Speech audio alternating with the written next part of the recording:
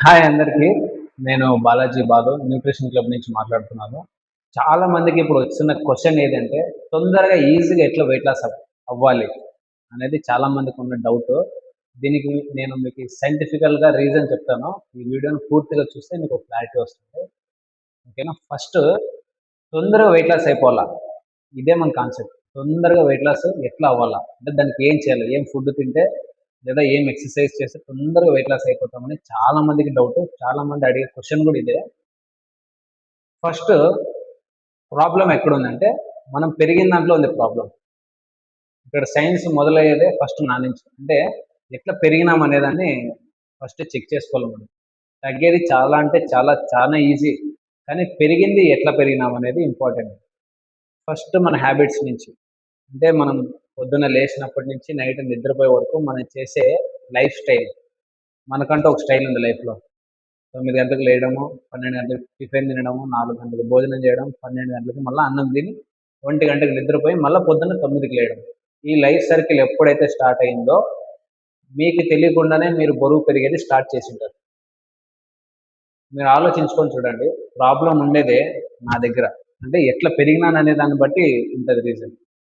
ఇప్పుడు తొందరగా ఈజీగా వెయిట్ లాస్ అవ్వాలా. దీనికోసం చాలామంది ఫ్రూట్ డైట్ అని, లేకపోతే ఇంటర్మీడియట్ డైట్ అని ఏవేవో ఫాలో అవుతుంటారు. వాటర్ డైట్ అని, జ్యూస్ డైట్, ఏబిసిడి చాలా ఫాలో అవుతుంటారు.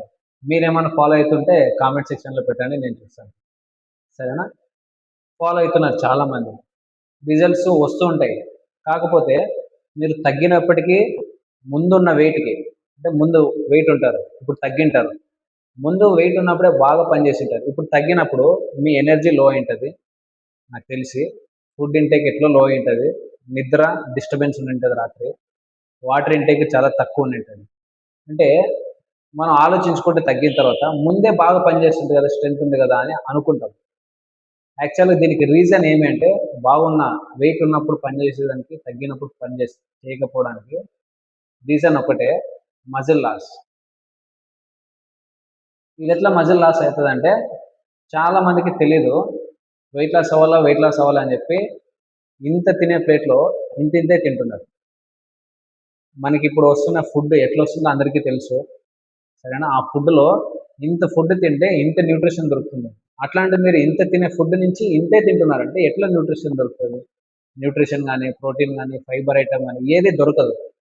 అప్పుడేమైతుందంటే మన బాడీలో ఉన్న మజిల్ ఏదైతే ఉందో రోజు రోజు తగ్గుతూ మన మోషన్, పాస్, చెమట దీంట్లో నుంచి బయటికెళ్ళిపోతుంది ప్రోటీన్ అంశం. ప్రోటీనే బయటికి పోయినప్పుడు, కండనే బయటికి పోతే ఎనర్జీ ఎట్ల నుంచి వస్తది మన బాడీకి? అప్పుడు మిగతా ఏం స్టోర్ ఏంటది? Body fat. ఈ బాడీ ఫ్యాట్ మెల్లిమెల్లిగా కండ పోతే, కండ ప్లేస్‌లో బాడీ ఫ్యాట్ పోతది. అందుకే చాలామంది చూడండి, ఇంతకుముందు కింద పడితే లేసి దుమ్ము ఇట్లా దులుపుకొని పరిగెత్తిపోయేవాళ్ళు. ఇప్పుడు పడిన వెంటనే ఏదో ఒకటి ఇరిగిపోతుంది. దానికి రీజను ఎముకల చుట్టూ ఫ్యాట్ నిండుకుపోయి ఎముకల్ని తినేస్తుంది. మనకు తెలియకుండానే ఎవరినో ఫాలో అవుతూనో, లేకపోతే మనకు తెలిసిన సొంత నాలెడ్జ్‌తోనో ఏదేదో డైట్ చేసుకుంటూ మనల్ని మనమే ప్రాబ్లమ్ చేసుకుంటాం. మీరు హెల్తీ వెయిట్ లాస్ అవ్వాలంటే ఒకటే మీ వెయిట్ ఎంతుంది? దానికి తగ్గట్టు ప్రోటీన్ మనం ఇంటేక్ ఒక రోజులో ఇయ్యాలి. ఇది హెల్తీ వెయిట్ లాస్. నెక్స్ట్ చాలామంది అడిగే క్వెషన్ బెల్లీ ఫ్యాట్. ఈ బెల్లీ ఫ్యాట్ తగ్గాలంటే ఏం చేయాలి సార్? బెల్లీ ఫ్యాట్ తగ్గాలంటే ఏం చేయాలి? వర్కౌట్ ఏమైనా చేయాలా? మెయిన్ ఇంపార్టెంట్ జంక్షన్ మన బాడీలో ఉండేది బెల్లీ ఫ్యాట్. ఎందుకంటే పొద్దున్న తిన్న టిఫిను ఇక్కడికే పోతది. మధ్యాహ్నం తిన్న భోజనం అక్కడికే పోతది. నైట్ తిన్నది అక్కడికే పోతది. మనకేమైనా జ్వరం వచ్చినా, బీపీ ఉన్నా, షుగర్ ఉన్నా, ఏ రోగం ఉన్నా మెడిసిన్ ఏస్తే అక్కడికే పోతది. అంటే తినిన ప్రతీది పోయేది అదే ప్లేస్‌కే. కాబట్టి నువ్వు అక్కడి నుంచి ఎంత బయటికి పంపిస్తున్నావు అనే దాని మీద మ్యాటర్ అయితది. మనము కూర్చొనే తింటున్నాము. కూర్చొని తాగుతున్నాము. ఇట్లా కూర్చొని తిని ఇట్లా అడ్డం పడుకుంటున్నాము. ఎప్పుడు కరుగుతుందది? అందుకని చాలా మందికి బెల్లీ ఫ్యాట్ ఎక్సర్‌సైజ్‌తో తగ్గుతది అనుకుంటారు. నో. దానికి ఫస్ట్ మనం ఎక్కువ ఇయ్యాల్సింది ఫైబర్. ఫైబర్ ఇంటేక్ చాలా అవసరం మన ఇండియన్స్‌కి.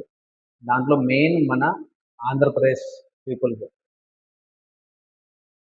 ఆంధ్ర, తెలంగాణ జనాలకి ఎక్కువ అవసరం ఉండేది తెలుగు వాళ్ళకి ఫైబర్. ఎందుకంటే మనము కారం ఎక్కువ తింటాం, మసాలా ఎక్కువ తింటాం, చికెన్, మటన్ ఈ ఐటమ్స్ ఎక్కువ తినే వాళ్ళకి ఫైబర్ ఎక్కువ ఉండాలి. అప్పుడే ఈ బిల్లీ ఫ్యాట్ అనేది 70% తగ్గే ఛాన్స్ ఉంది. మిగతా 30% వర్కౌట్ నుంచి తగ్గుతుంది.